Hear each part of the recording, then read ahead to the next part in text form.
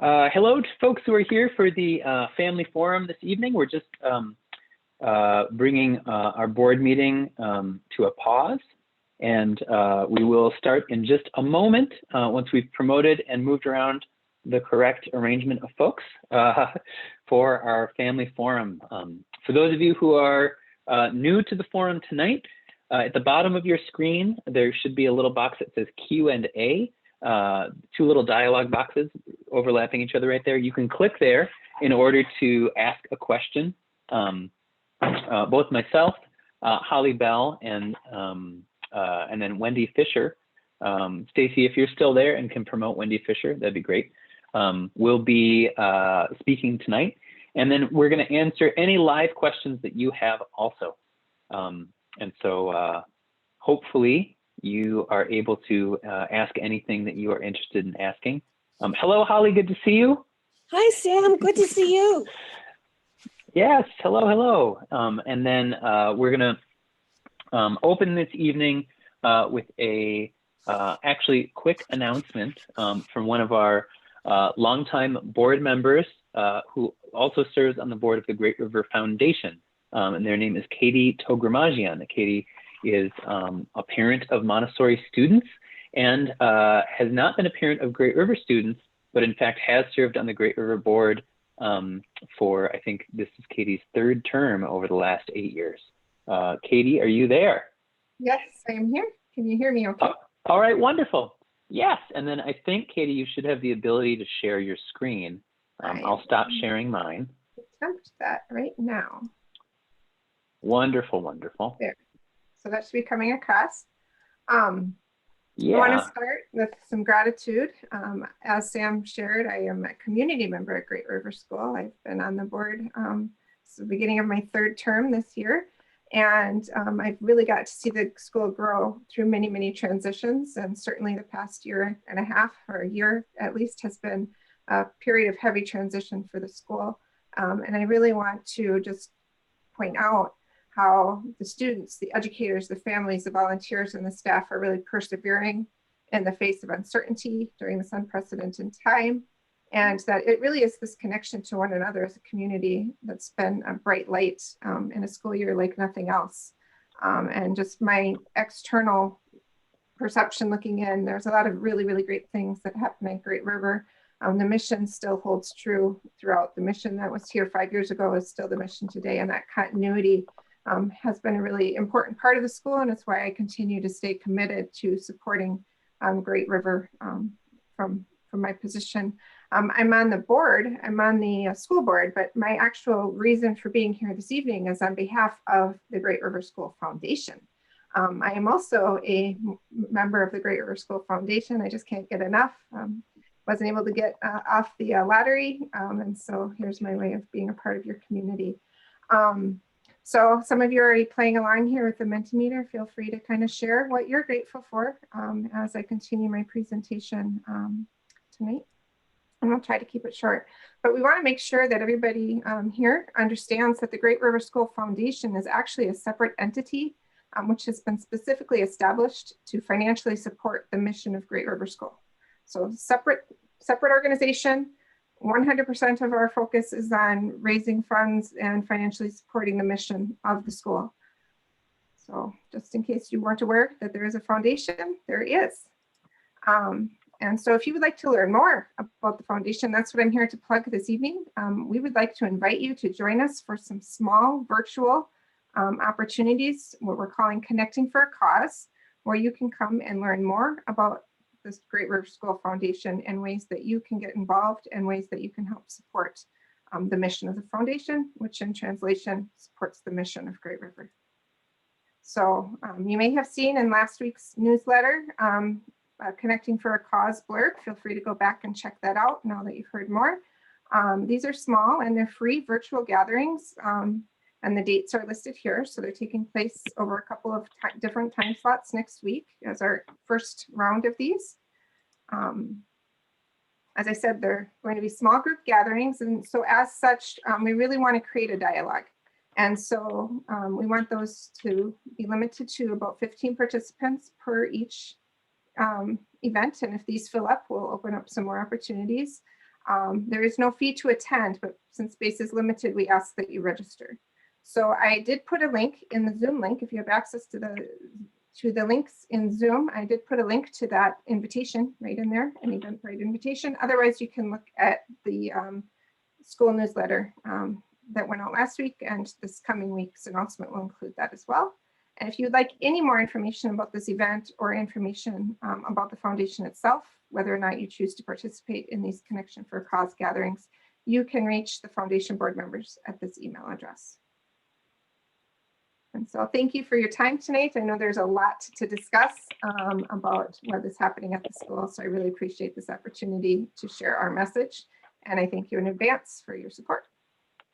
Thank you, Sam. Thank you, Katie. Thanks, Katie. Thanks for sharing. You're welcome. Thank you. And then just I suppose to be super clear for folks, the way that Great River School operates is that we are a public school and we are funded through the public funds of the state of Minnesota. And you may not be aware, but public school funding is generally not sufficient to do all the things that schools want to do. So many schools engage in grant writing, engage in fundraising, and we do too. And I just want to make clear that in terms of setting the school culture, if you are a new, say Sarah Hansen, you're a board member who's showing up as a participant, could you turn off your camera and your microphone just for a moment? And Stacy, if you could make me the host so I have control, that would also be super helpful. So I just want to make super clear, if you're a new family to the school, a family who hasn't, perhaps you're in your first year at Great River, or perhaps you're a family who's wondering about the school culture around fundraising, I just want to clarify, one, giving money to the school is not a required part of being part of this community.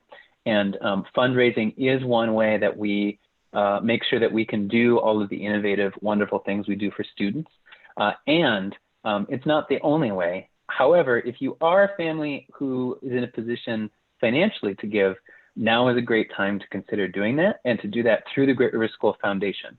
And also specifically, one reason that we have a foundation that's separate from our parent engagement group and social activities for parents is that we want to make sure that building a community is not reliant upon fundraising all the time. And it's also just really important, I think, to be able to hold two things at once. So the idea that fundraising is important for the school's finances, and then building community is important for the school's social fabric, and that sometimes those two things overlap, but I think the goal of the foundation and the Connections for a Cause is that folks who know that they're interested in giving money and being part of the fundraising part of the community support, please go connect with the foundation and connect for a cause. And those of you folks for whom doing that is not part of your way of engaging with the community, please also then engage in when it is safe and when it's secure social gatherings, meeting each other and building community through relationships.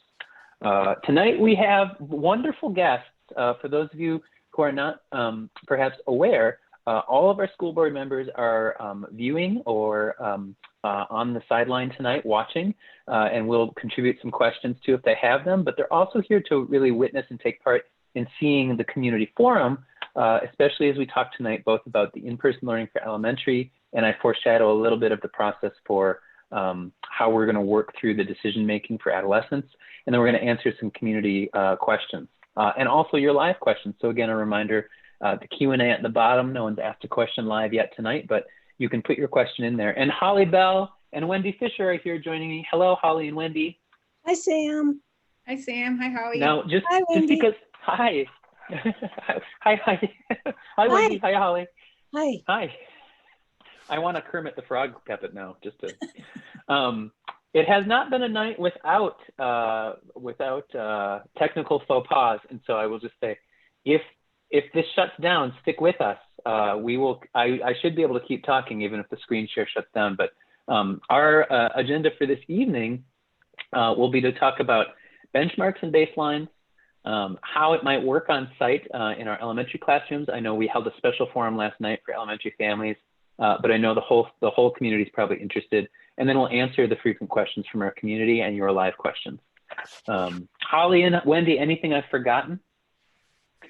You mentioned you foreshadowed that you are going to foreshadow talking about adolescence. Yeah. Yes.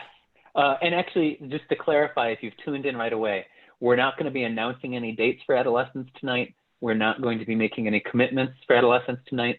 I will summarize what we said last Thursday, which is next week, that first week of March, we aim to send out a survey to students, staff, and families about adolescent operations to really ask the community, what are your needs? What do you need to see? And given the governor and the Department of Health directive to schools, what are the needs that you're seeing your students, or what are you as a student seeing that you need us to do to operate well the rest of this school year?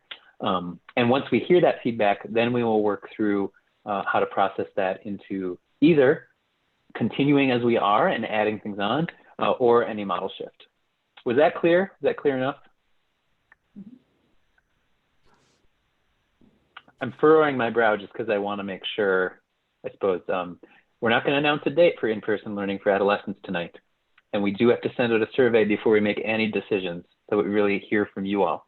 But we will talk about some things tonight that may interest you, and we'll answer questions. So please ask those questions, even if they're kind of like edgy or rude even. Just ask them, and we'll get it out in the open. That'll be great.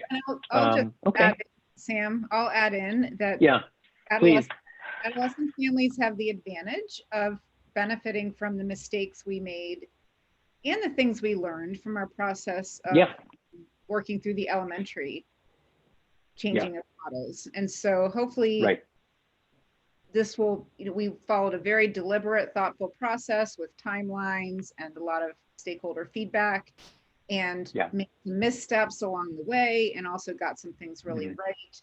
But I think we've ended up in a really good place. And so adolescent families, we pledge the same deliberate, thoughtful process for you. Right, absolutely.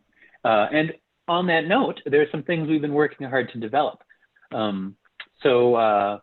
Wendy, last night you presented this. If I introduce it, should we go back and forth? Sure. Maybe okay, great. Ask me some leading questions. Okay, sounds good. So Wendy, do we have some baseline safety standards?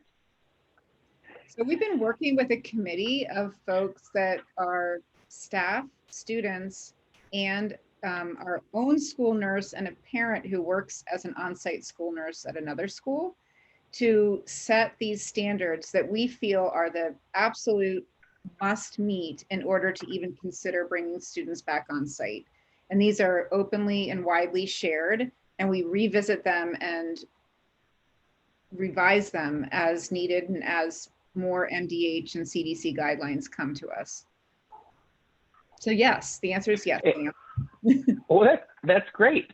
And as we go forward, I want to just share what might be not the only time you'll see this, folks, but our current draft baselines for what would cause us to pause in-person learning. And we have these drafts right now in these 4 different categories. Wendy, in terms of that community spread, I think it would be useful if we talk through if cases per 10,000 rise above that number, or if that positivity rate rises.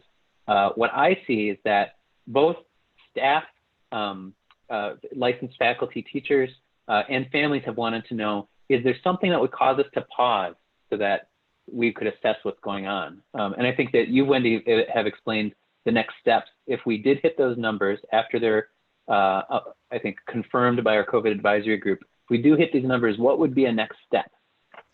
So none of these areas is standalone. You know, we consider all these pillars of benchmarks to be important, and these baselines, none of them is a, like a silo. So we look at the guidelines, we look at what's happening in the community regarding spread of COVID. We look at our own data around if there's any positive cases in our community, any community spread within the Great River School on-site community. And then we also review our data about how we're doing with meeting masking and distancing standards. And so we would never make a decision based on any one of these sets of criteria. We look at all of them. Yeah, absolutely. And I will identify if we were to hit one of these pause points, either in regional data or a specific event on site, or the Department of Health or Education makes a different announcement, we would pause learning, continue the momentum. We wouldn't necessarily have to take a day off of a connection between students and adults, but we would move to virtual learning for all so that we could assess how to adjust so that we can continue to operate safely in person. That would be the goal. So the idea here is not a pause that's a permanent pause, but that we're working toward how to operate within the pandemic. I also know that there are some protocols and practices that I'll just show in the background here. But Wendy, you've also developed a tool for folks to take a walkthrough snapshot of when we are operating our elementary in person. Could you talk a little bit about that? Oh my gosh, I'm so excited about this. I love data. Data is king. And so we've developed two tools. One of them collects, this is actually wrong. One of them collects quantitative data. So we need to fix that. And then the next one, qualitative data.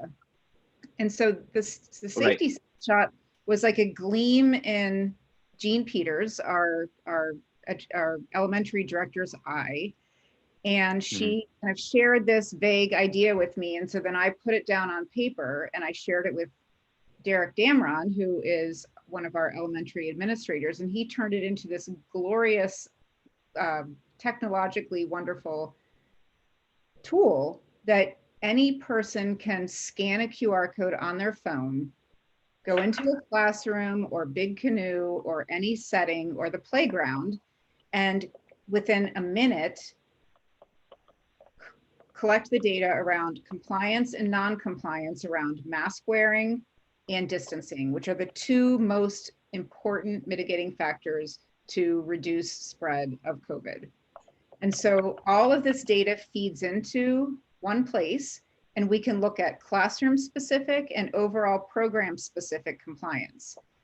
Our goal is to be at least 80% compliant with both masking and with distancing at all times.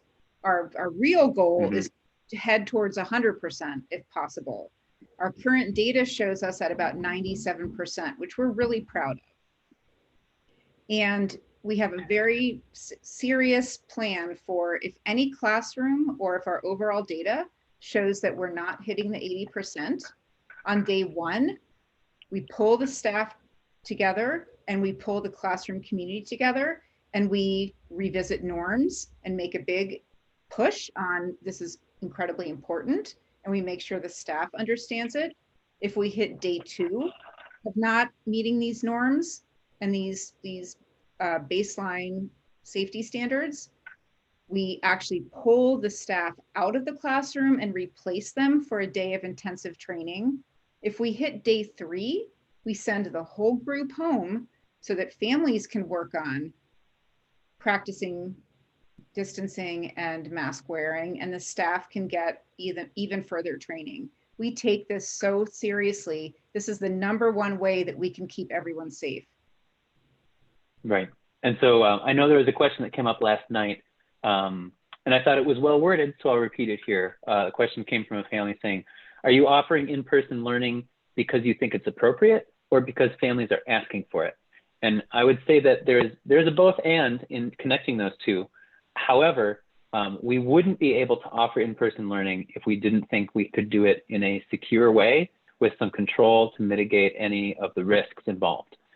We also have to say overtly, we can't control all risks, but we are confident with the data we're being provided by the Department of Health and Education, also with the data we're seeing from independently reviewed studies of school exposure, that schools are a more controlled environment and lead to less spread, not only among students because of their age group, but generally among any age group and adults when we follow rules. And so I think that the tools we have are really thorough, and I just wanted to show this again because what Wendy described on the far right side there is just one of those baselines that would allow us to pause for one classroom in order to learn those skills and then come back successfully.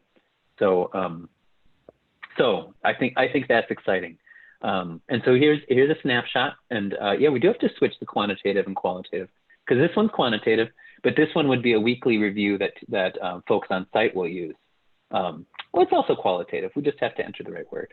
What's great about this is that it takes the emotional snapshot of how folks are feeling, yeah, and helps us yeah, to right size expectations. And it goes both ways, that if a classroom team is feeling unsafe, we can share with them the snapshot safety data that, hey, your group is 90% in compliance. We know you're nervous and feeling concerned, but look how great you're doing. Or we could have an overconfident team that says, we're hitting the marks all over the place. And we can say, hey, we have room for improvement. Let's look at the data. right, right. Well, and I think just one last point on our 80% compliance as a baseline. The way I've heard from epidemiologists at the Department of Health, we have heard through messages to school leaders across the state from the Departments of Health and Education that 80% compliance, 4 out of 5 students behaving in a certain way, that is a baseline for success for mitigation techniques. So we have to be at least 80% compliance for that. But as Wendy so well said just a few minutes ago, we're always going to be working toward 100% compliance with understanding that everyone gets redirected. So if we see a room where 82% are perfectly wearing masks and 18% aren't, we're going to intervene with those few students and say, I need you to make sure that that fits well or that that's put on the right way. And we're going to keep, we'll talk a little bit in a moment about distancing and guidelines for how it's going to work. So how is it going to work in practice in each classroom? Last night, Jean Peters gave this presentation, and I think tonight, whether you're an elementary family or whether you are an adolescent family, it will be useful to know the way that we have approached this process for the elementary. Some of it will be parallel for how we approach the process of deciding for older students in the adolescent program. So as a reminder, our elementary students in lower elementary have the opportunity to RSVP to start going back in person on March 8th. And what will happen starting next week is that there will be no elementary school for 1st through 6th grade. And all of those students being away from school means that their guides will both engage in training and orientation, and then also will be preparing the classrooms. So then March 8th is the first starting point for lower L students at RSVP. And then April 12th will be the first day that upper L students will have an opportunity to come back and RSVP, I believe 2 weeks beforehand. Anything that you think you want to emphasize, Wendy, about how we made this elementary decision? We took a lot of feedback from both families and from guides, and I would say the #1 priority for everyone was that classroom communities stayed together. So however we figured out how to combine virtual learning and in-person learning, the #1 criteria that people cared about was that their student would stay with their peers in their own classroom.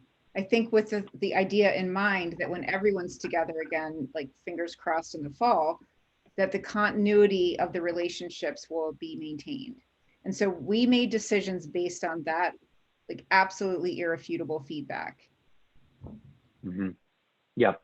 And so as we looked at those models, the folks who are the ones delivering the education, so guides in classrooms, classroom assistants, special education guides, special education assistants, those are the folks who did put together a ranking of the different models that were put forward, and we had 5 different models of how people could be working with students. The model that was supported by the most people overall, and in that way, what we mean is the model, not necessarily the one model that got the 10 first place votes, but in fact, this is the model that did get the most first place votes.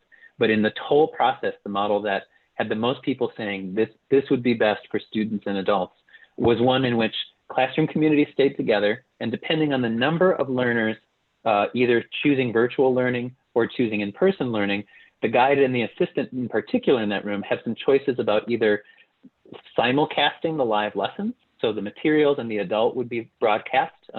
Students from the room would not be broadcast necessarily. And in particular, just to let you know, broadcast means the secure Zoom link that happens right now in the Schoology link for the classroom. So not on YouTube, not out in the world on television. To some students' dismay, not on television. But importantly, that those lessons could either be live cast, or if there are, say, many fewer in-person learners and many more virtual learners, those lessons could be separated out through the day, and the adult assistant and the adult classroom guide could be splitting up duties. And so to make that picture clear, it's going to be a per classroom basis exactly how schedules adjust for the elementary students.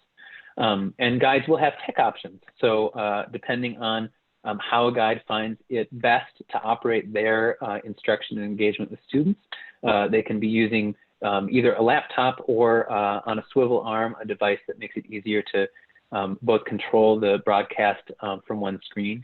And then in terms of room setup, our elementary guides both have some standards to reference and have been really creative. But here's one picture of current SRC upper elementary students receiving a lesson and showing what it would look like for those students to maintain their minimum 3-foot physical distancing on campus. And so as an overview of the basics, the 3-foot distance between students is a minimum, and that's based on the guidance from the Department of Health and Department of Education.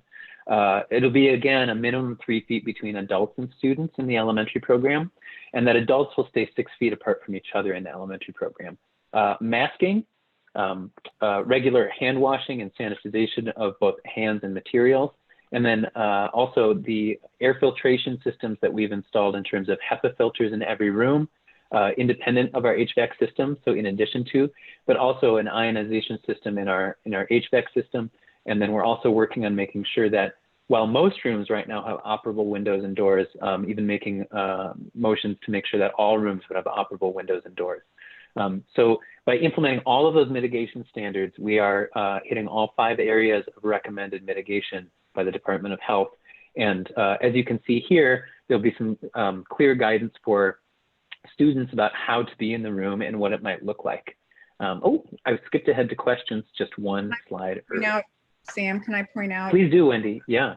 One of the things that people have asked a lot about is whether we're going to cap enrollment in each classroom. And we have done some careful Sam O'Brien and Johan, one of our recent graduates who's working at the school this year, have done some very focused scientific studies on marking out how many students can safely fit in each classroom. And we feel confident that every classroom could safely accommodate the full enrollment of children.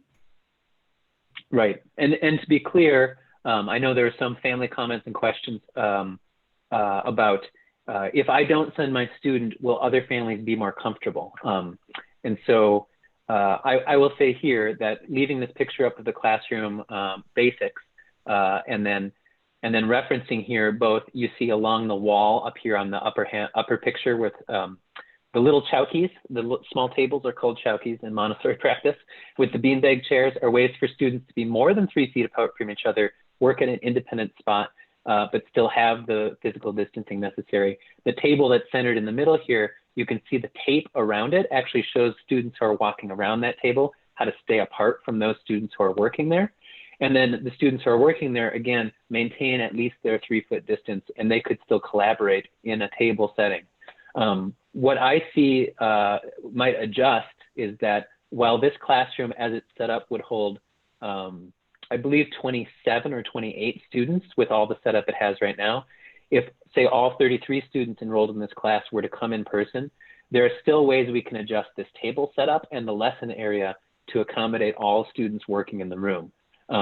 In one way, those of us who have been working with these kind of parameters and thoughts for a while, I think someone humorously said to me, it'll make our students really ready for college libraries, where you just have to know how to go where to go without interrupting people. But in all seriousness, what I do see is the way that we set up the classrooms right now will be a little bit different, say if there are 15 in-person learners versus 28 in-person learners.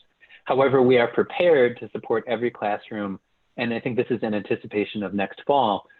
We anticipate next fall likely still needing to wear masks, still needing to be cognizant of respiratory contagion, likely still needing to be aware of how to physically distance ourselves, and that as the pandemic comes to a close, hopefully sometime between now and next year, we will still be more aware of those things, especially next winter through the traditional respiratory flu season. So that might be too much information for an answer, but I just want to give the whole picture of what we're thinking about. We're not trying to cram students into a room. We have measured twice. In fact, Johan and I have measured 3 times over the phone and him 5 times in person to make sure that we can really fit all the students the way we want. So without further ado, those of you who have been so patient, please put questions in the Q&A if you have them. We have a couple to answer, and then I'll go to some of the frequently asked questions. Can I ask that Holly help us by guiding us through the questions? Holly, will you please? Would you rather have chat first or Q&A first, or the most frequently asked questions first? How about we go through a Q&A? Q&A it is. The first question is, why are upper L and adolescent children not going back to school in early March like the governor has recommended? Ooh. Sam O'Brien. Call on me, Holly. Oh, I have thanks, to Wendy. call on you too. I'll field this one. Just yeah, jump in. I like fielding this one. Oh, jump in. Specifically, I think it relates to these. Am I on mute? Am I? No. It relates to the questions that are on the screen right now. Specifically that March 8th was a date that we set several weeks ago, in fact, I believe 3.5 weeks ago, so that we stuck with the commitments and plans that we made at the very beginning of the year to take at least 6 weeks between a model we're doing and the planning it takes to do another model well. And that we don't take for granted the idea that we can just switch immediately, say on a day's notice, between not in-person and in-person. So we have training to accomplish, we have planning to accomplish, we have collaboration and resource sharing between educators to make sure it's set up. And so while the governor did go publicly on the radio last week and said even junior high and high school students could start as early as March 8th, that could was a green light to schools to start planning and or engage in planning without the approval of their regional restrictive resource teams that the state had set up to approve plans to deviate from the state's original model. So really what that was is a green light for all schools to plan, which we are doing. And in all transparency, you attend a community that values the learning community of having 1st to 12th graders in the same learning community. And I won't sugarcoat or mislead you. I will say that we want to do it well if we're going to change anything. And while distance learning is not ideal and the virtual learning setup for adolescents may not be working particularly well for individual students, and if you're one of those students, please let us know. We want to work with you to improve it. We don't want to disrupt that and throw into chaos without a good plan how to transition in person. And so we do have to hear from staff, we have to hear from students, we have to hear from families, and that's why we're going to begin with a survey next week. And we can't set a date yet for in-person learning for adolescents. However, you can also let us know if you want your student to be receiving more engaged support. You can also email src@greatriverschool.org. That's the letters SR and C at greatriverschool.org. That goes to Wendy and I and a few other folks internally. And we do work with adolescent families to set up individual supports. Wendy, do you want to say anything more? I do. I want to mention that some of our neighboring school systems who are ostensibly bringing back adolescent students are doing so a couple of hours a week for kind of on-site tutoring, which is great. And I'm happy to hear that. I will point out that Great River School has had a fully functioning on-site support system for adolescent students all year long.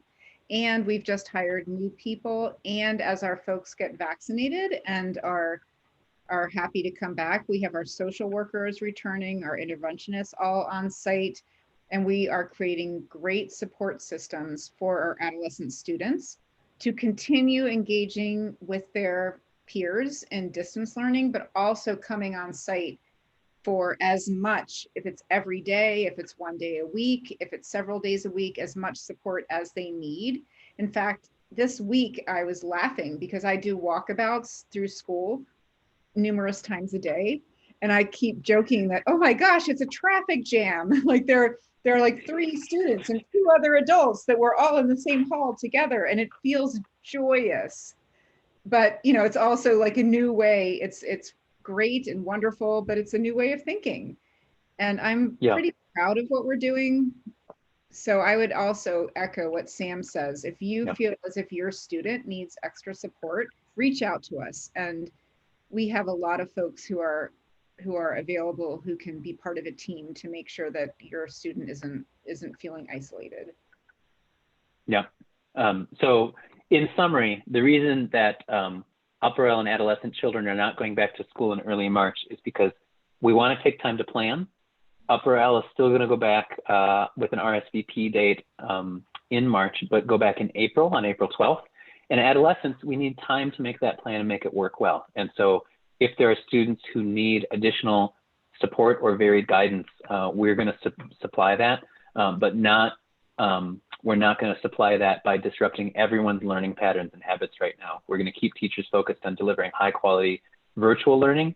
And if that's not engaging for you as a student or for you as a family, please let us know. And that's one of the ways you can help us make sure that your student really continues to get the kind of education that we want to provide at Great River School. Holly, I see a Q&A in the answered section about when classroom breakdowns might be shared.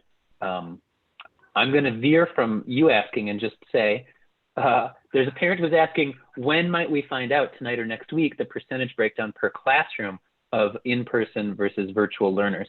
That information is still live. We have heard from over 90% of our lower L students, but we're still calling just that last 8% now, I would say, and getting answers. The information I have shared in the past, and it very closely correlates to the information we learned before for lower elementary. There's a slight increase in the number of students intending to come in person as I reported 2 weeks ago, but we're not going to share that with you all until we share it with our staff. And so you will hear about it for sure. You'll hear about it from us in the next 2 weeks, but I don't want to promise a date. I will say that depending on the number of in-person and virtual learners, teacher schedules will vary. And on that note, if you're planning to travel anytime between now and the end of the school year, especially if you're planning to travel out of state, but also, Wendy, I'm about to pitch it to you, if your family doesn't leave the state but says attends a wedding or goes to a wellness fair indoors where there's a lot of crowded people, or say goes to a water park that's local, but is a place where you could be exposed to people out of your household, what should I plan to do with my student after that kind of experience, Wendy? So this is really hard, and I'll tell you a personal story in that my own grandchildren were lucky to get into the lottery system and attend Great River School, are having to wait a week to begin their in-person learning because they are traveling next week while school is closed. So I recognize how difficult this is, but we are following the guidelines that the health department has shared with us, that after out-of-state travel or after being engaged in one of these other risky activities, that you should not come to school for a week. And that we ask families to, we obviously aren't following you. We don't know. We don't have any way to verify, but we are asking the community to care about one another and to make really good choices to keep all of us safe, because this whole model relies on all of us trusting one another. And I will say, hilariously, as a side note, your children don't keep secrets well. So, if anyone thought they might keep the water park activities secret, the children will definitely come to school and share their fun weekend with their friends. Well, and in particular, I have experienced that our families and our students and our staff are extremely conscientious. And so it's that 1 week of waiting before you come back to the school community is really following the Department of Health guidelines about that. So if you wonder about an experience and you want to know if it requires you to wait for a week or quarantine, please ask us before you come so that we can all continue to build a really secure work environment for everybody and school environment for everybody. And all of this is based on trust. It's all about trust. Yeah. Yeah. Holly, will you queue up the chat questions? Yes. Well, the chat says, can you give an update about school hours when the elementary students return? Is dismissal time earlier than normal, like normal being last year? The in-person school hours from last year. Sure. Right now, our team has to plan next week. And so with the caveat that the final plans are being made during the planning week, we're using 9 a.m. to 3 p.m. as a structure to work around. And the distance learning aspect, the virtual learner schedule could adjust based on classroom needs. I'll relate this to a question in the Q&A right now where someone has asked, is there a minimum number of virtual learners in a classroom? I.e., if most students are in person, is there a point at which the guides will need to focus their energy there? Yes, and I think that's what that modulation between live streaming lessons versus separating out the day comes in.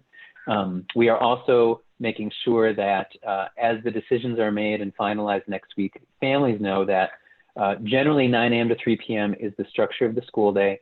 The schedule could change for virtual learners so that guides have a realistic pattern and rhythm to the day to connect with those virtual learners. Secondly, I guess I want to address the second half of a question in the Q&A, which is some concern, I think, about guides having to do 2 jobs. And so the goal of this model is actually that the guide really is focusing on the one job of in-person instruction at a time. And if they modulate to do virtual instruction separately from in-person instruction, the guide and the classroom assistant, who are both adults familiar with the classroom, split up that day. So it's not 2 things at the same time.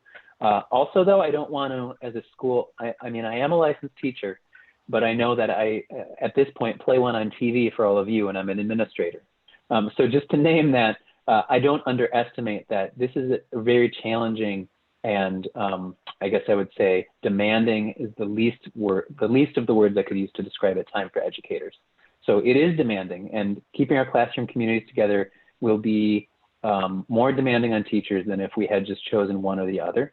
But the value and care that I think teachers and assistants have for their classroom community and that students have for each other is a foundation of our Montessori learning community. And so you can help by making sure to be graceful and patient with us as we find challenges, but also applaud your educators and everything that you see them doing successfully. Because I don't take for granted a moment that any of the success we're having should be assumed. I think all of the successes we've had as a school community are really the result of exceptional work and flexibility from our educators and our families.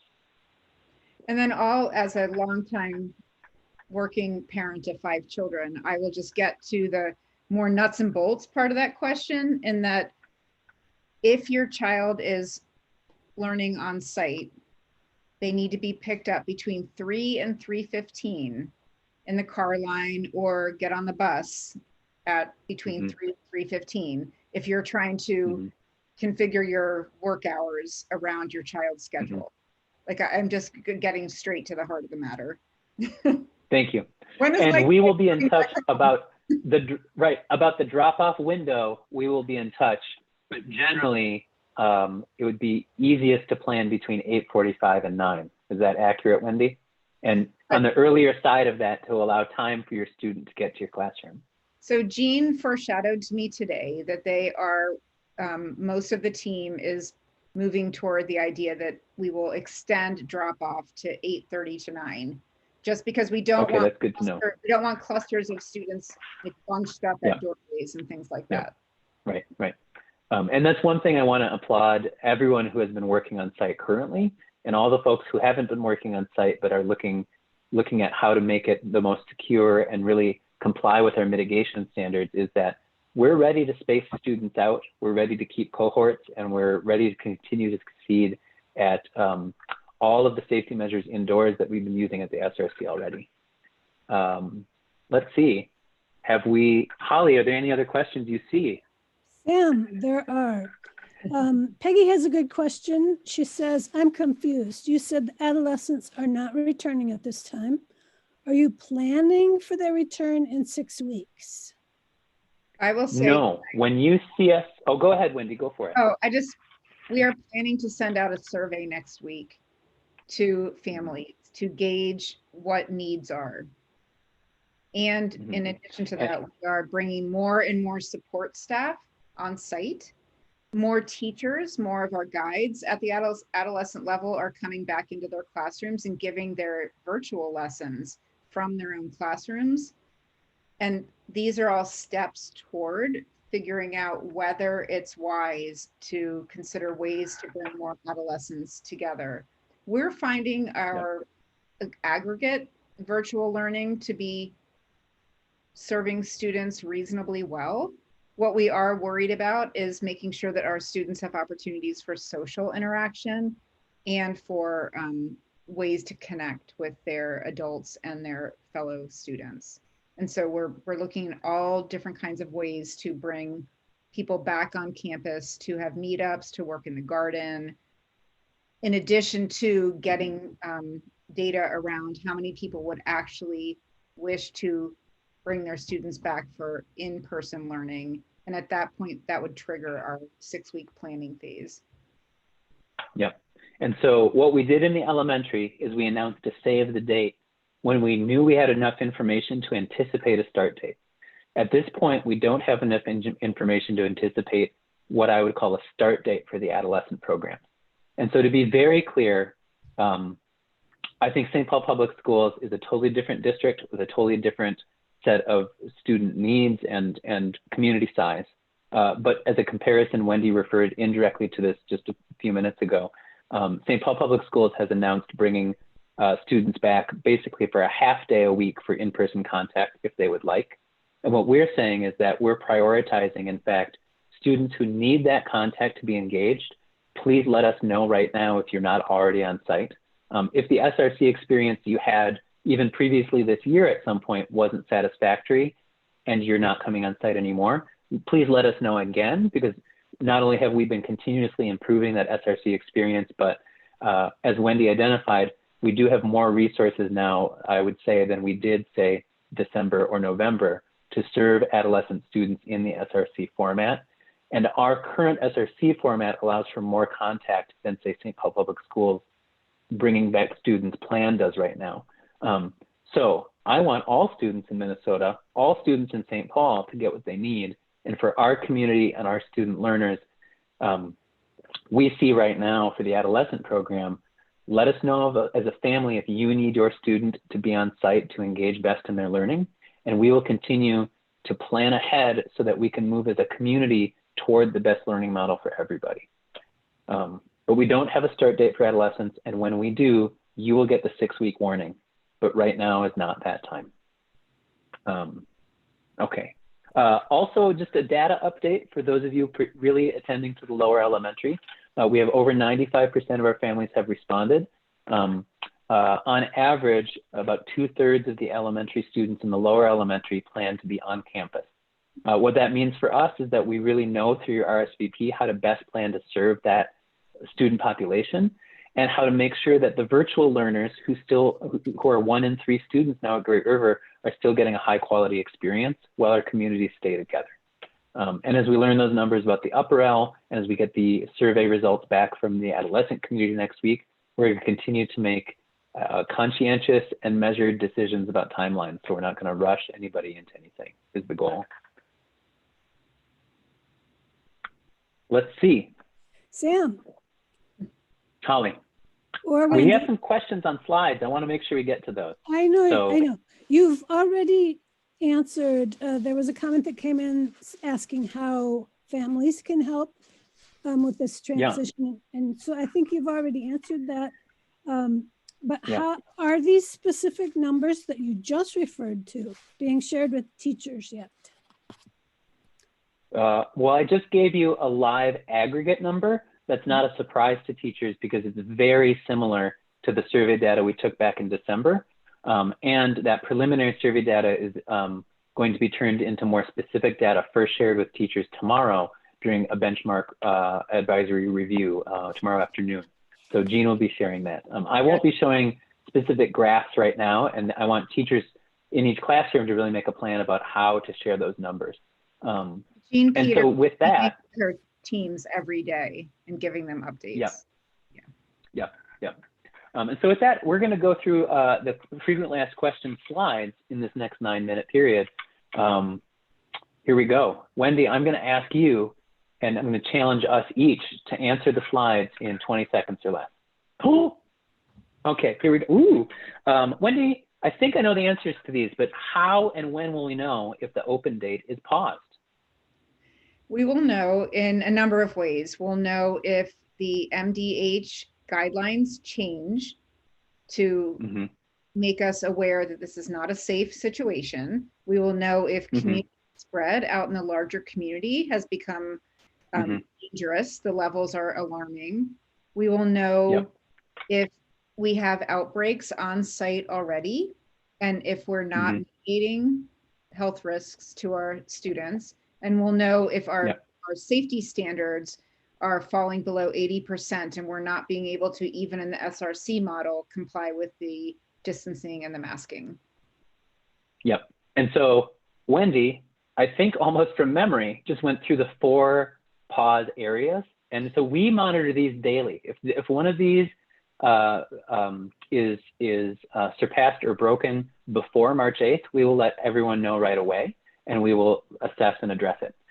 If we are operating and we're, again, looking at these every day and one of these red flags comes up, we will pause and address it, either within that cohort or for the whole operation, depending on which one of these there are. Okay, so I think we've answered these, but will teachers be teaching both in person and at a distance? How is this realistic? And how can families hear directly from teachers and staff about what they need? I'm going to field this one in reverse order, but then Holly, I know you can look forward in the slideshow, so if you'll get ready to read the next slide. Teachers and staff next week will be meeting in teams and classroom pairs to talk about the plans for the week, and I'm sure there will be a good reference list of what you can do as a family to help. I'll say to all families, adolescent and elementary, if you see something that could go better for your student and you have a constructive idea, please let us know your idea for a solution. If you see a problem and you haven't spoken up about it, please let us know about that, because that's how we learn how to do better. Again, if you see something a teacher or educator is doing well, please applaud them privately or publicly, but let them know that it's really impacted your student's life or your life. What's realistic about our plan for educators is that educators are the ones really in the driver's seat about how to implement this plan. And specifically, if things aren't working well, we will know from educators and from families that the educators are the ones who can make the best adjustments about how to make the things go well. Educators identified this as the model they want to implement. And we want to be really sure that virtual learners will have additional supports besides their classroom guide if they need more engagement points. We won't be asking guides to put in more time with virtual learners who need more assistance engaging. We have other guides, other Great River folks who either through accommodations they've requested or because we're going to ask them, will be moving into virtual support roles so that the on-site teachers really are getting the on-site experience working, and then figuring out how it works best for them to still engage with virtual learners and involve them in the community. So I want to amplify that, Sam. I think that's a really important point. We are not diminishing the importance of our virtual learners. I mean, all of our students matter to us. And I think what you just said, really important to make sure everyone understands, is that we are going to have several dedicated Montessori trained guides who are across all the classrooms going to be supporting our virtual learners to make sure that they are getting all the connections and all the academics and all the social emotional learning that they need to stay on pace with the other students. Right. right, absolutely. In the interest of time, Holly, I need your help because I know you've helped me wrap sort of difficult to wrangle time constraints. So here we go. Yeah. I think we've answered this one. I think you We did. will stay at a minimum of 3 feet social distance. How did Holly, you will you ask feel me about this coming one? back? Yeah, Sam, you did I a would good say job that. with this last night. I mean, this is, go for it. Okay, thanks. So let's be very direct here. I would say that one thing that is true about this pandemic is that decisions that are either all good or all bad are not common. And secondly, do all teachers feel great about coming back in person? No. In fact, I know that it's been a difficult decision about how to come back, whether to come back, and whether to request an accommodation for many staff at Great River School. And I think that reflects the reality of living within a pandemic, being asked to continue to serve students and society during the pandemic. And so I know this, that we have worked internally to be realistic and as accommodating as is possible for folks who need accommodations. And that thirdly, this pandemic has really, I think, caused a tension between how do we deliver education in a way that we know families need it, and how do we work together as a staff to both accommodate each other individually and still follow our mission and vision as a school. So some educators are really, really excited to be doing in-person learning primarily. Some educators have been wanting to do this all year. Some educators are really holding a high standard to how we're going to mitigate and make the room safe as a way to prove to them that it is going to be secure enough to come back in person. And I applaud them for doing that because I think we have a really high standard and I think we're meeting it. The second question here though is— Sam, yeah, please, Wendy. I would like to just give a shout out to Jean Peters, who has spent an extraordinary amount of time one-on-one with all of her educators, working through their individual and collective excitement, concerns. She's shown just incredible like empathy and patience and dedication to making sure the team feels cohesive. It's extraordinary. I mean, just we are so lucky to have her stewarding this process. I agree completely. And I'm just going to pause on singing praises so that we can get through these important questions. Because I was almost about to start with a praise song. I would say this about the second question: how have the needs of BIPOC staff, medically vulnerable staff, and staff with vulnerable dependents been taken into account? Next week, we're going to talk more in depth about a couple questions that came in about percentages of BIPOC staff and what roles they hold at the school. I want to make sure that we give the time that those questions deserve to them. And specifically, I will say that as we as a school have had the opportunity to prioritize vaccinations, mitigation standards, the distribution of PPE and accommodations, we internally have prioritized giving those choices to BIPOC staff in their roles. And I also want to identify something for those white identifying families who might be listening, and for those Black, Indigenous, and folks of color who might be listening too, is that I'm very aware that I don't want River School to be coming off as bragging or somehow earning credit for how great we're trying to do by BIPOC students or BIPOC staff or BIPOC families. I think that has resulted though in us not being public in a PR kind of way about the ways that we're taking those steps to try to prioritize the experience of students and staff. And so I think that there are criticisms that are deserved and honestly leveled at Great River School. And in one of them, I would like to hear from BIPOC students and staff and families about if and how you need to hear more clearly about where and how we center in the internal decision-making process, how we address those needs. Sam, we are offering that's a question that just came in from the chat. How are you specifically addressing BIPOC student needs and what priorities are you giving to them? So Wendy, you're on mute. So until you're unmuted, I'll just say. Sorry.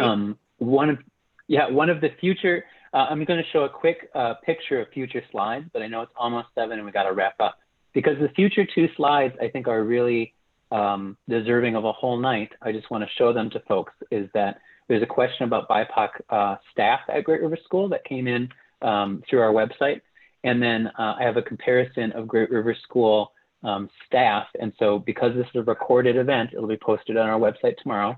You can come back and pause the video and look at these, but it shows how many Great River School staff, and this is in this right-hand side, teachers compared to the state, and how staff and students of color in Minnesota have fared these past, I believe, 10 years.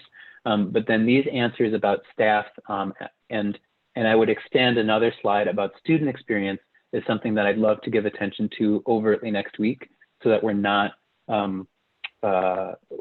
impinging on other meetings that I know high school students and families are invited to this evening, starting at 7, and then we're not delaying our board meeting from resuming its official business. Wendy, though, you had something to say. One last thing to say is that we are partnering with our Equity Alliance Minnesota consultants to host in the next few weeks both parent and student and staff listening sessions that have BIPOC affinity groupings to get feedback around all of these matters. And we're taking all of that very seriously. And also internally, we have BIPOC staff who are hosting student listening sessions internally to get more feedback, and they're feeding that feedback back to us as we make decisions. And we're getting really valuable information that is guiding our decisions.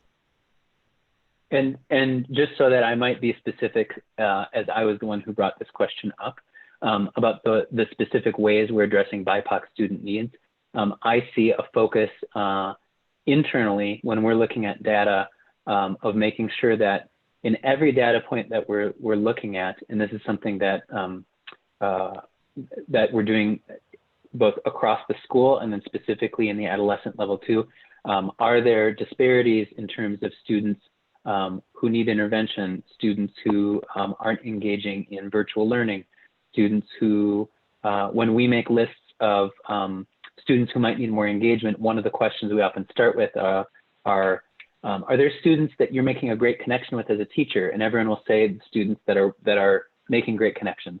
And then we compare that to the whole student list.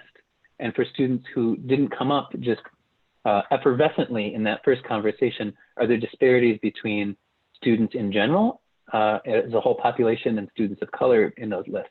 So they're both qualitative and quantitative measures.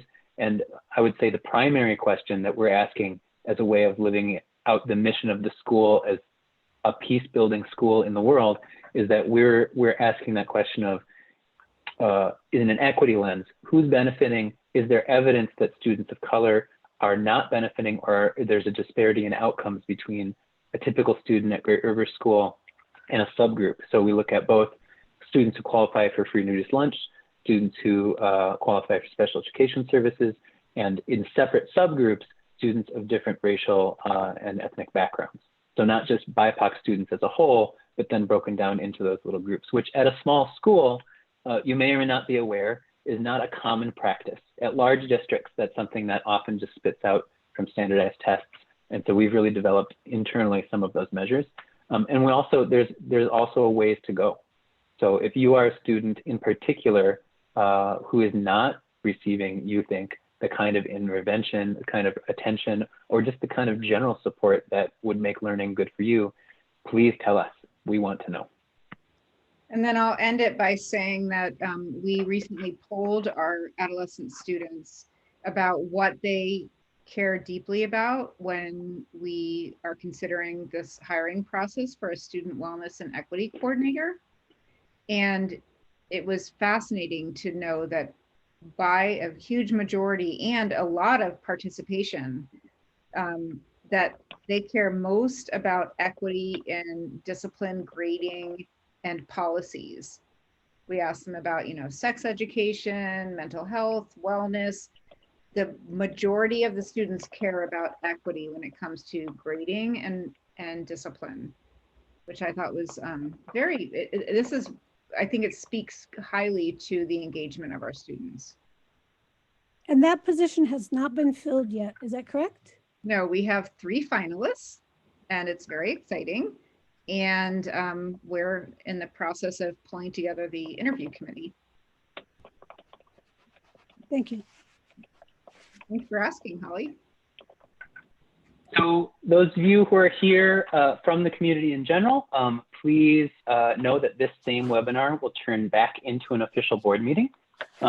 Wendy and Holly, thank you so much for joining us tonight.